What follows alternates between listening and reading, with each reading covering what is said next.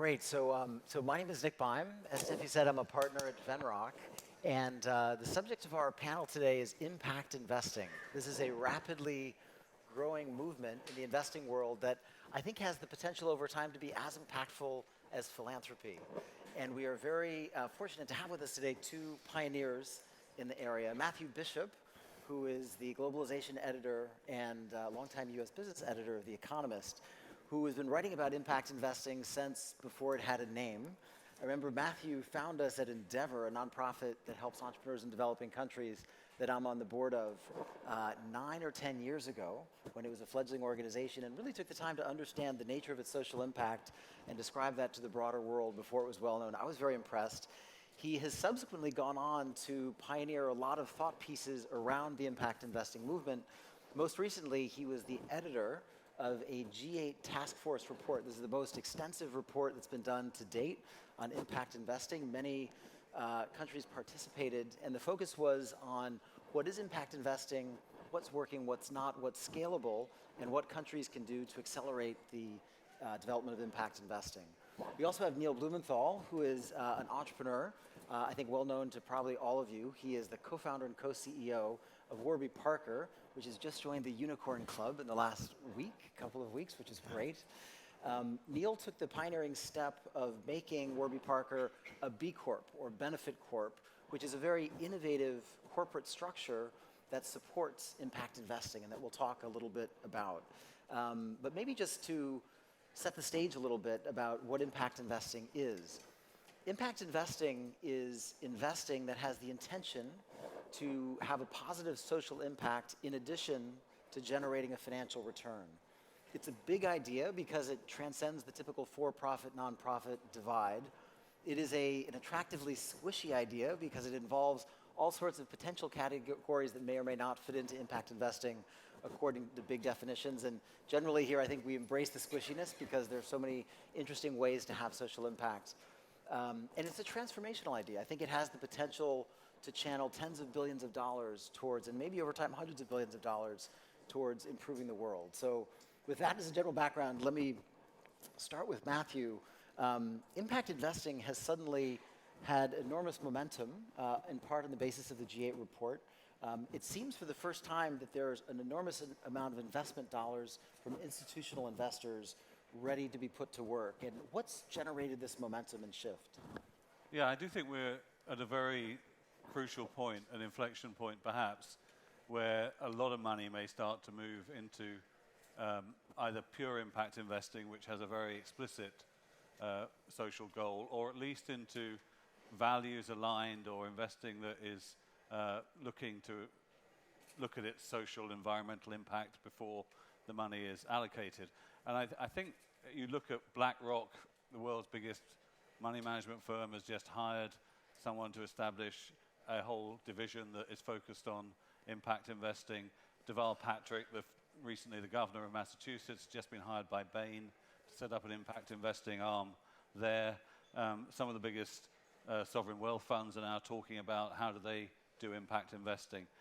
So it feels like there's real movement, and I think I like to see it as that we're at a point now where technology and the evolution of humanity so that we can think about higher goals are at a point where we can improve on Adam Smith's invisible hand by adding an invisible brain and an invisible heart to the mix. And so I think that we're going to go over the next few years from having a 20th century investment philosophy, which is all about risk and return, a two-dimensional approach, to a three-dimensional approach, which is risk, return, and impact.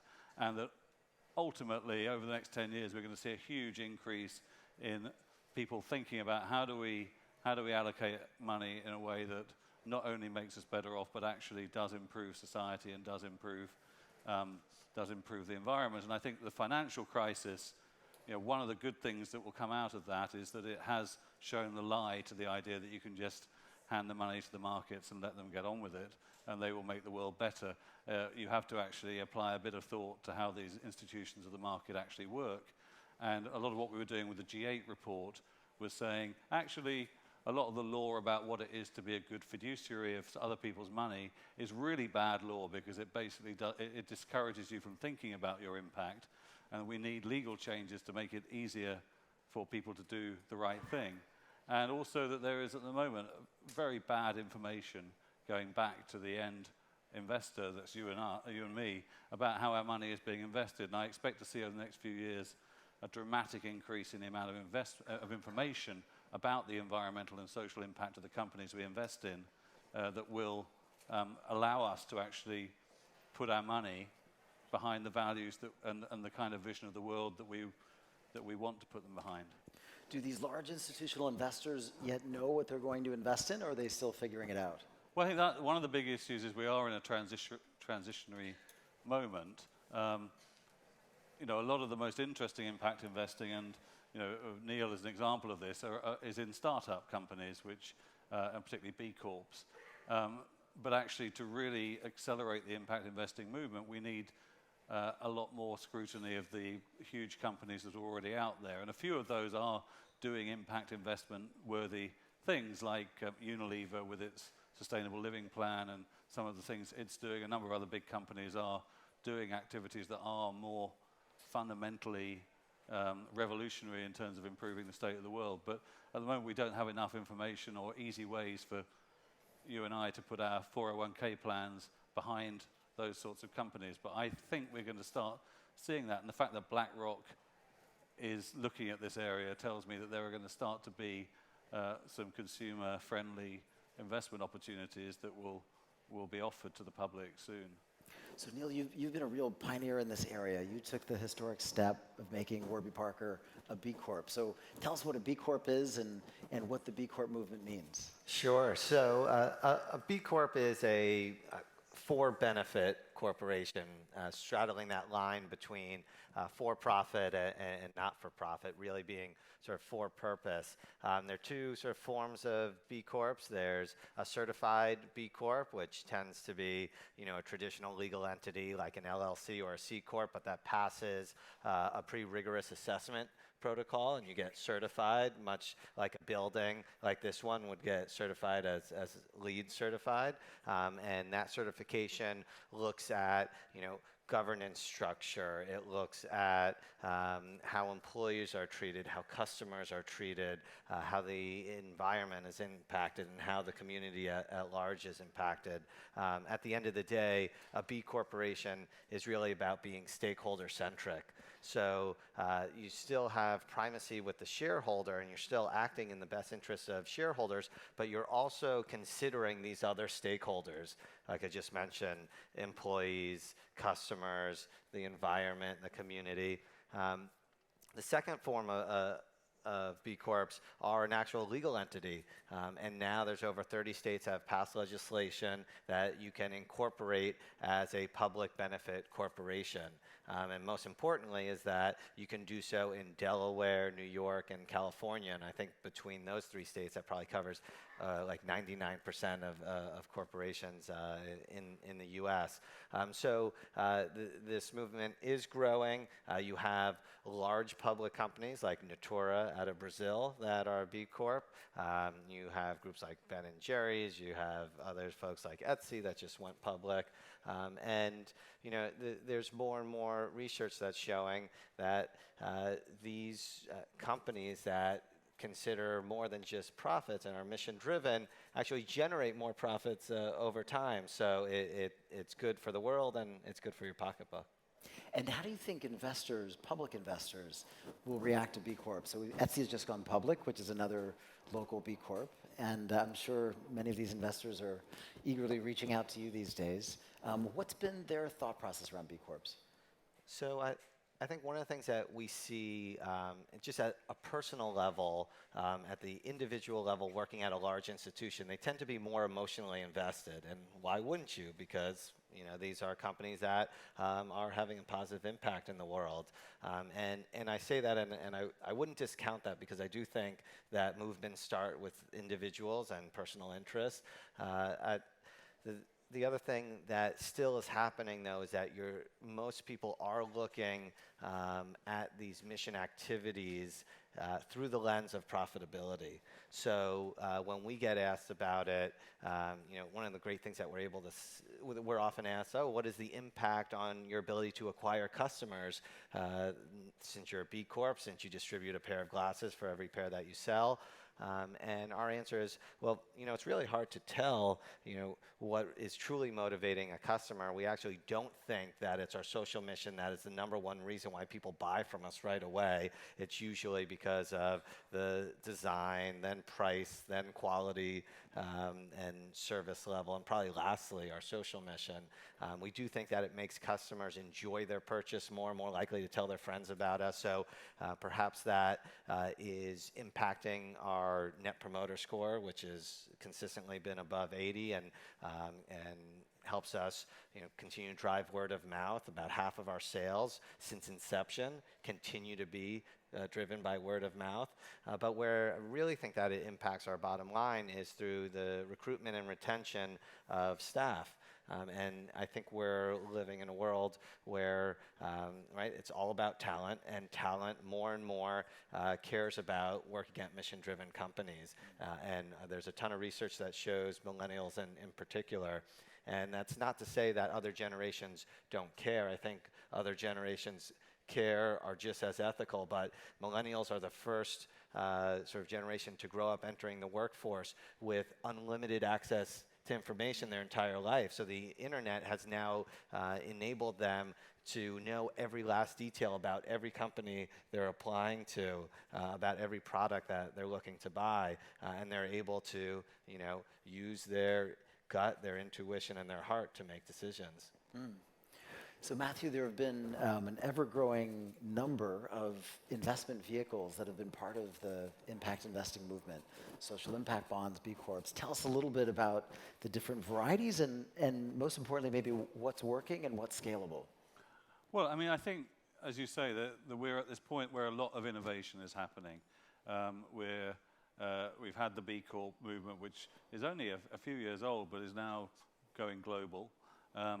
This idea of the social impact bond, or the pay for success bond, is arguably the great new revolution in public finance, where if you have an interesting idea, like a good way to save the government money by finding ways to stop prisoners who are released reoffending, and therefore cutting your jail costs over the long term, you can now use this social impact bond to raise money from the private markets and scale up non-profits through using that money and actually paying them back out of the savings that are made in the future. So that's a very interesting idea, and that's being piloted. I know about 100 different pilots. We've had them here in New York with Rikers Island, among others. And I think also we've seen things like the United Nations Principles for Responsible Investment, which might seem like the most dull idea in the history of the world, but actually is now being signed up by money managers that manage over $30 trillion of assets. And that is a process that we're now in the first year of real implementation, where each money manager is having to say what it is doing to live up to its pledge to bring environmental and social concerns into its thought process. And so we're now starting to see vast differences in what practice is. And that, to me, is where you start to have a debate about what is acceptable as a fulfillment of that commitment. And we're going to see in all sorts of different areas this conversation about, is your organization having a positive impact on the world? And that will move the conversation beyond just being about profit, but to being about overall, is this a good organization or a bad organization?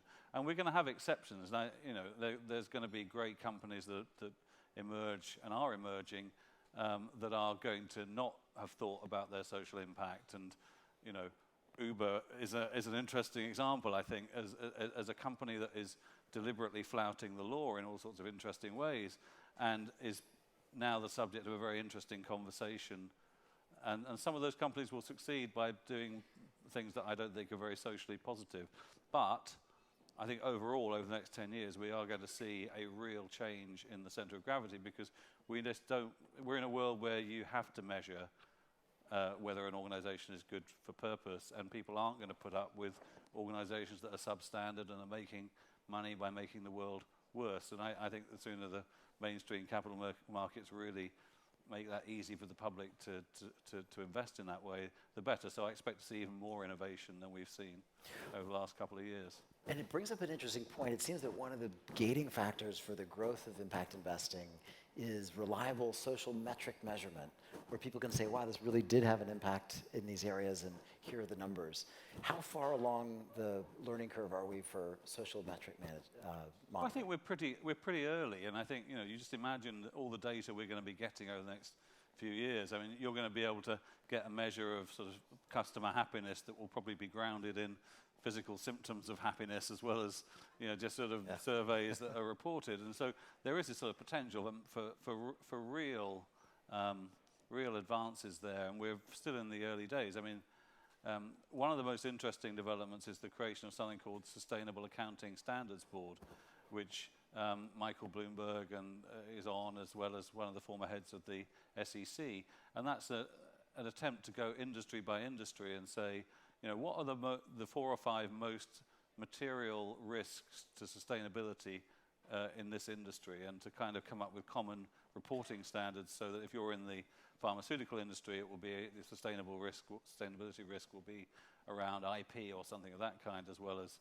potential lawsuits for selling people bad drugs. But maybe in finance, it will be a very different set of risks, and it may include loss of public trust because you make a lot of money by selling them crappy subprime mortgages or whatever. So I think we're going to see, industry by industry, really interesting advances in reporting over the next 5 years that are going to allow us to really make much better judgments about which organizations are on the right side of progress and which ones are making money by holding the planet back. So Neil, there's so much interest in impact investing. People here, local organizations, are all seeking to get more involved.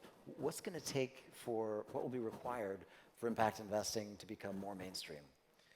So I think there are a few things. One that we just touched upon is just more effective measurement and sort of unified standards, and I think we're getting there, but there's still ways to go. Another example is Puma has an EP&L, right? That's all about sort of an environmental P&L. This assessment tool that B Labs, the nonprofit behind the B Corp movement, keeps iterating and getting more and more effective.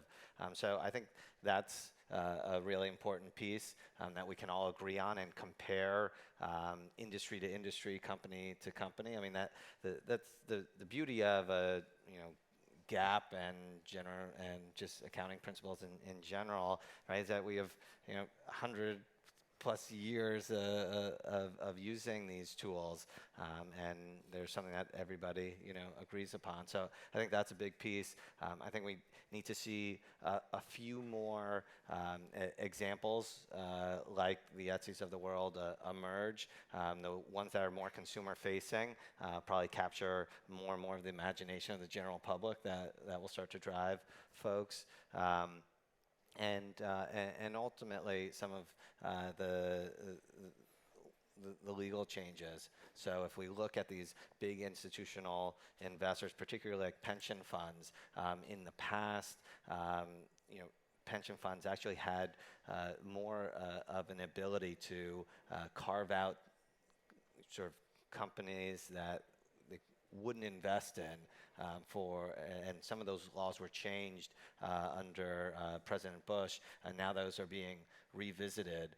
But we can start perhaps getting pressure through even sort of the investors in these large funds to say, hey, I want my money invested the same way that I purchase goods, the same way that I decide where to work, the same way that I donate my money, which is an interesting parallel, because the impact investment movement actually really started because you had people sort of saying like, hey, I want to be philanthropic and donate as I do invest. And then they realize, well, okay, well, we can, add that same rigor to nonprofit philanthropic donations, or we can actually just invest. So now that that's happening, sort of investment now can just really go down the chain to sort of individual investors that are investing in these funds or have their pensions tied up. So let's wrap up with two big questions, and then we should take questions from the audience as well. It's a very rich subject and really in its sort of formative days. But one question is this. There seems to be a limitation on impact investing that relates to the way it was initially conceived. So it kind of came out of the nonprofit world. And I think it was initially conceived, and it's defined in Matthew's report and elsewhere, as investing that has the intent of creating positive social change along with positive financial returns. But it seems to potentially leave out, and certain types of vehicles like B Corps are able to get around this definition to some extent, but it seems to leave out the enormous positive social impact that certain investment activities in companies may have, not as a primary intention, but as a side benefit. So eBay famously brought tens of thousands of people out of poverty. When you think about certain companies, and I think this gets to Matthew's example of Uber, despite the certain Darth Vader elements of the brand, they've created lots of jobs in lots of countries, and it's an interesting question that really makes you think. And so I would be curious to hear your guys' thoughts on how we can tap into that category of positive social impact, which may be the biggest category of all, that historically has not really been embraced by this movement, or not yet in a big way. Yeah, I mean, I suppose for me, what impact investing is doing, and impact investing is very precisely defined in our report as having a very explicit social mission or environmental mission. It's on a continuum, I think, between what you'd call pure philanthropy at one end and very traditional capital market investing at the other end. And within that continuum, there's all sorts of degrees to which you may be intentional in trying to actually achieve a particular outcome.